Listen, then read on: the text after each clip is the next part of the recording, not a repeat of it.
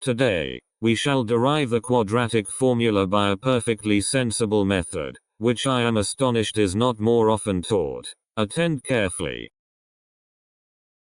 We begin, naturally, with the general quadratic equation, where a is not 0.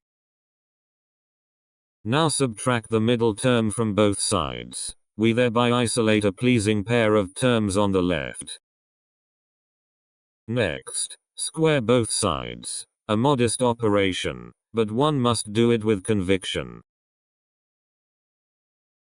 Expanding, we obtain a squared leading coefficient, a middle term, and the square of c. Do not lose the square on a, it is not ornamental. Now we subtract twice that middle term from both sides. This is the small thunderclap in the argument. The left side is now a perfect square, while the right side factors in the obvious way. Taking square roots gives us a linear-looking relation. The plus or minus sign enters, as it must, with suitable drama.